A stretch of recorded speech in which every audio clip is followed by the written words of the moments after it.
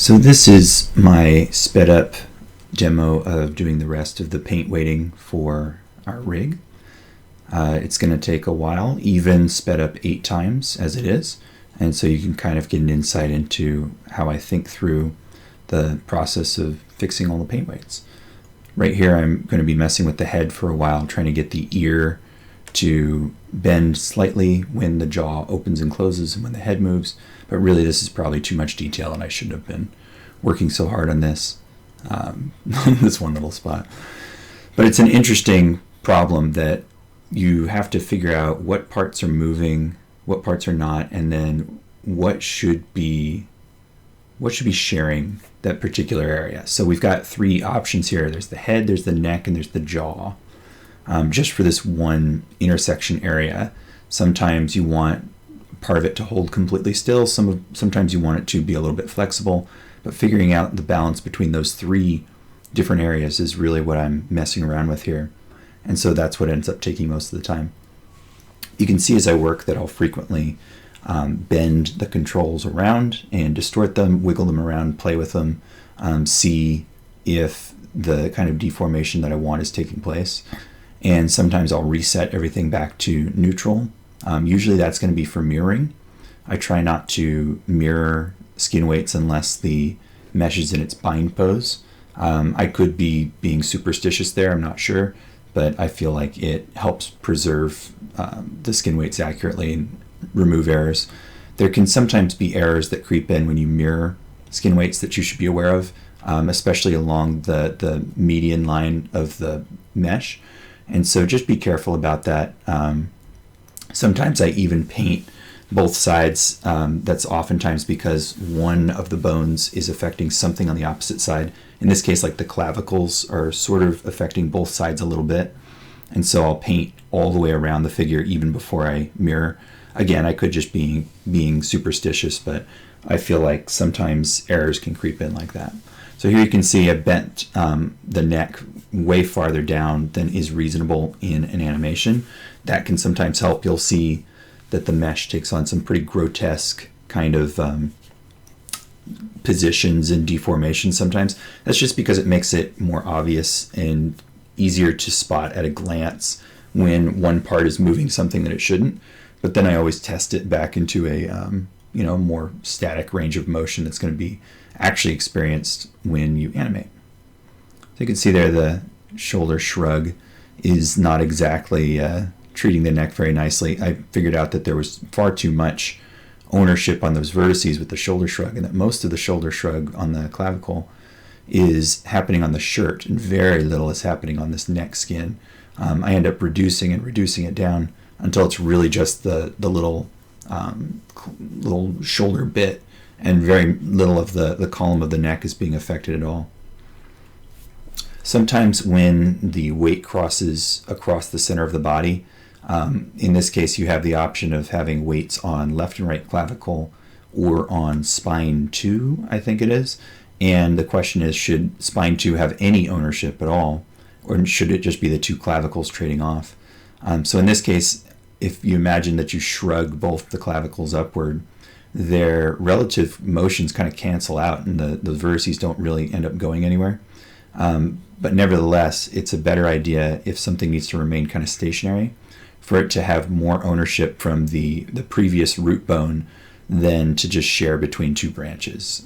You can get unexpected results from sharing from 2 branches. So here I'm returning back to the mouth and figuring out how much and how little ownership needs to go into the side skin to make a round shape. The goal with just opening, closing a jaw is to have sort of an oval shaped round opening. But in this case, I think I ended up with something a little bit more triangular at the end. If you do ever end up rigging a face, especially for like phoneme shapes, then there's a lot of consideration for what the topology should look like and how subtle the jaw opening should be in terms of paint weighting before you actually use blend shapes or other bones to deform out pieces of the silhouette of the mouth. It can get fairly complicated, but in this case just know that this is not really a definitive example of what the paint weighting of the mouth should be. Typically, I would allow it to be a lot more subtle with a more oval opening that isn't as wide. Here we've moved on to the elbow.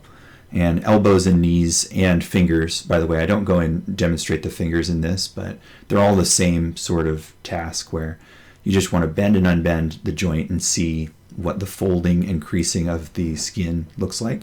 And in general, you're trying to make sure that the bones that are higher up on the chain are maintaining the volume on the upper part of the limb, so in that case the bicep, and that the bones lower down the chain, so that would be the elbow and forearm, are not pinching so much that it looks like a straw that's been bent in half.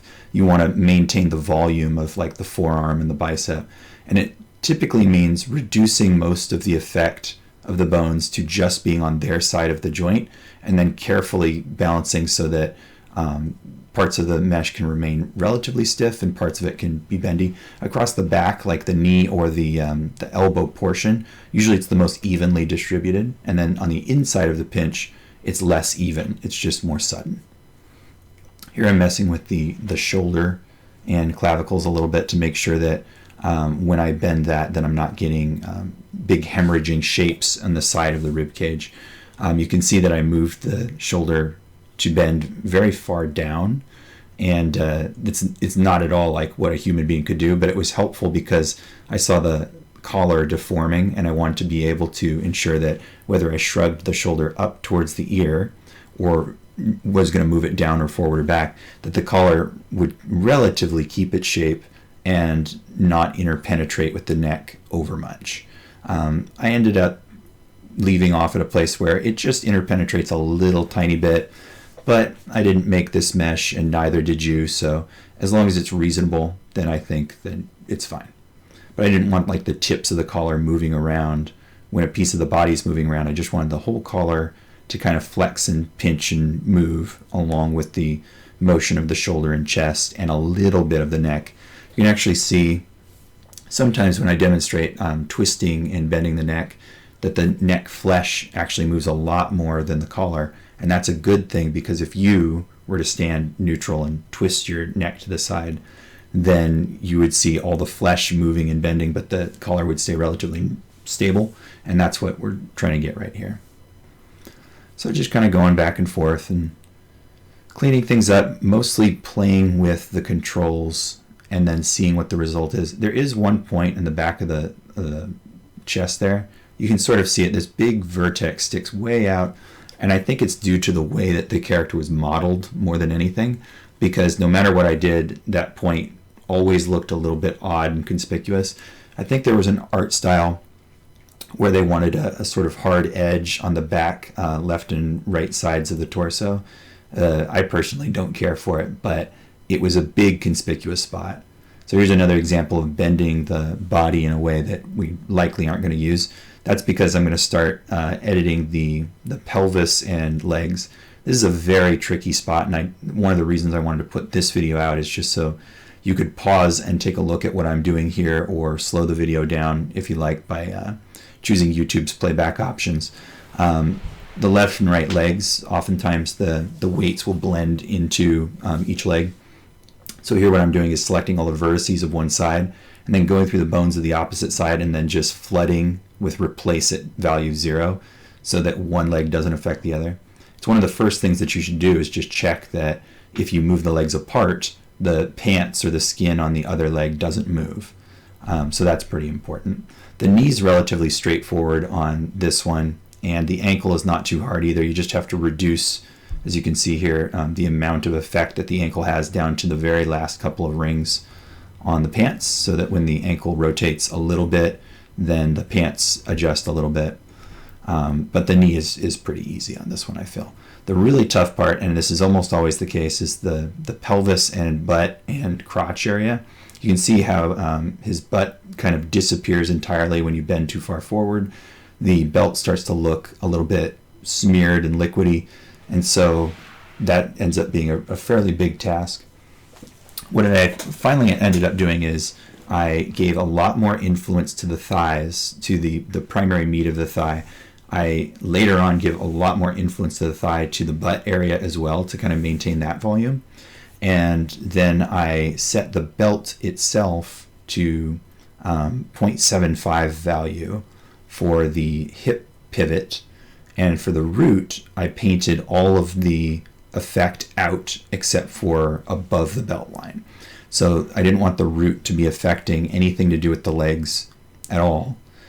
So I just zeroed all of that out by grabbing, right here I'm doing it, grabbing the vertices and then just flood filling. And so then it's just a case of balancing between the two hips and the pivot bone, which is a lot less to maintain. So with the 0.75 value, I just flood all of the vertices along the belt, and that gives me something to set all of the belt loops and buckle to. I didn't actually get around to perfecting the belt loops and the buckle, but just know that whatever those vertices are doing on the belt itself, those objects have to do. But I did have a pretty good start. It was not very noticeable if there were any errors when I was playing around with it, although it was shifting a little bit. So here you can see removing the influence from one leg from the other side, and then checking the opposite bone to see if there's something to paint out as well. I also wanted to reduce all the effect of the hips and pivot above the belt so that it's just kind of a trade-off point. The belt becomes relatively static, which is a good thing. When I demonstrate doing the hip swivel, you can see the belt has very minimal deformation now because it's really only being affected by the hip swivel bone. So it's a little odd because it sort of displaces the belt away from the upper body, but here I'm reducing the amount of influence so that it can be a lot more gradual. So at this point, even at this very distorted position, the belt is pretty solid feeling, which is a good thing. And since the shirt has modeled in wrinkles, then you can have a lot of sort of soft gradation in the amount of influence that those bones have. Here I'm going through the belt buckle and the loops, just assigning the same values so that it's relatively similar. And as I said, I didn't perfect it, but still, it was okay. This is something I often have to do if there's a lot of paint weighting necessary in the legs, is that you have to sort of bend and spread the legs apart so that you can paint on all of the relative parts of it. Remember that the crotch of pants is flexible, and so it's okay to have influence from the left and right sides crossing across the middle line. In the case of the butt, though, since you have two distinct butt cheeks, you kind of have to leave the influence close to 100% on each one of the meaty areas, but in the middle, again, it's flexible, especially if your character's wearing pants, so it's normal to have a little bit of value going across the middle line.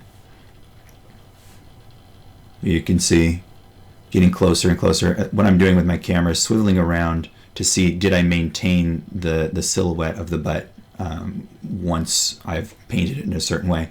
I've almost got sort of a crouch running kind of pose here to test this out with, but sometimes a lot of different poses are necessary.